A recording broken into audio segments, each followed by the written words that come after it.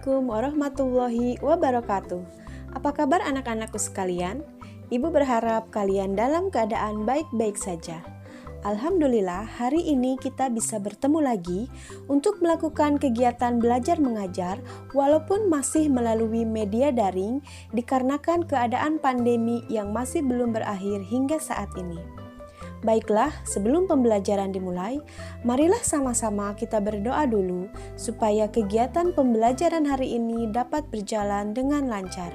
Berdoa dimulai. Berdoa selesai.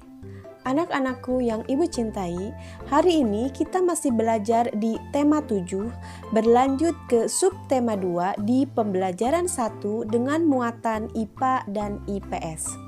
Sekarang, mari sama-sama kita simak penjelasan berikut ini. Bangsa Indonesia pernah mengalami masa penjajahan cukup lama.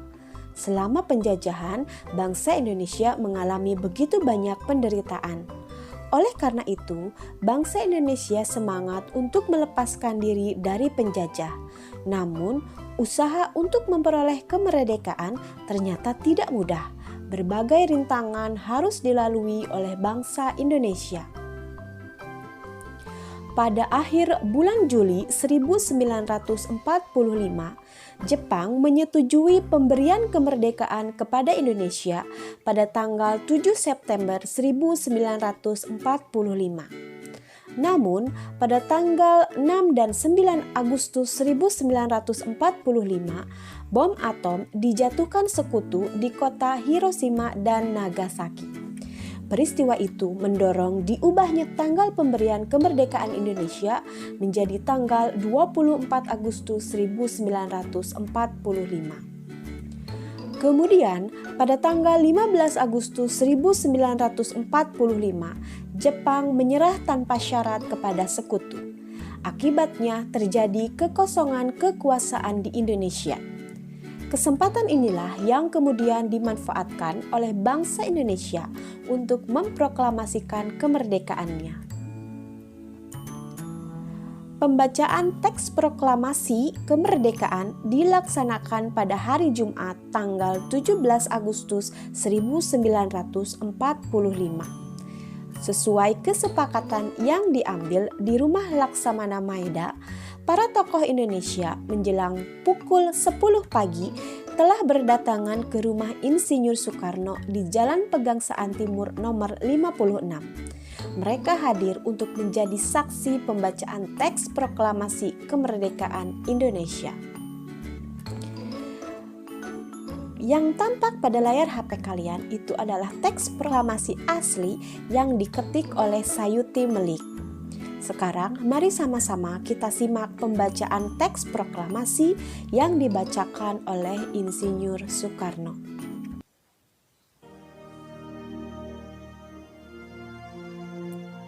Proklamasi.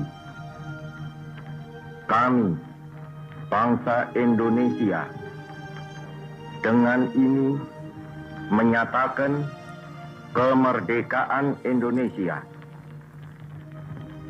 Hal-hal yang mengenai pemindahan kekuasaan dan lain-lain diselenggarakan dengan cara saksama dan dalam tempo yang sesingkat-singkatnya.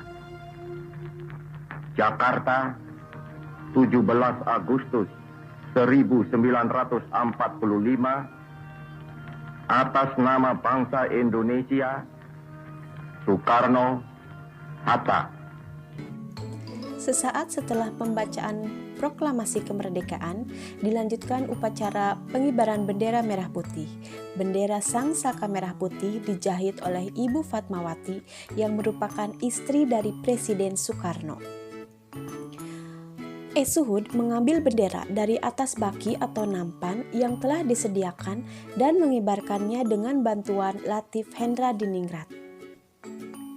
Kemudian sang merah putih mulai dinaikkan dan hadirin yang datang bersama-sama menyanyikan lagu Indonesia Raya. Bendera dinaikkan perlahan-lahan menyesuaikan syair lagu Indonesia Raya sesuai pengibaran bendera merah putih. Acara dilanjutkan dengan sambutan dari Wali Kota Suwiryo dan Dr. Muwardi. Itulah sedikit sejarah tentang peristiwa proklamasi yang terjadi di Indonesia. Mudah-mudahan dengan apa yang kalian pelajari tentang peristiwa proklamasi tersebut dapat meningkatkan rasa cinta tanah air dan bela negara kita terhadap Negara Kesatuan Republik Indonesia. Sekarang kita berlanjut ke materi IPA tentang kalor mengubah suhu benda.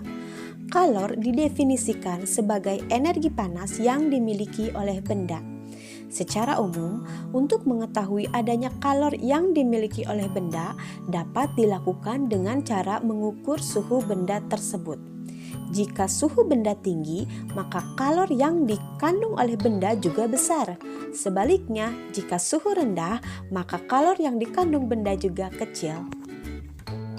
Untuk membuktikan bahwa kalor dapat mengubah suhu benda, mari sama-sama kita simak percobaan yang nampak pada layar HP kalian.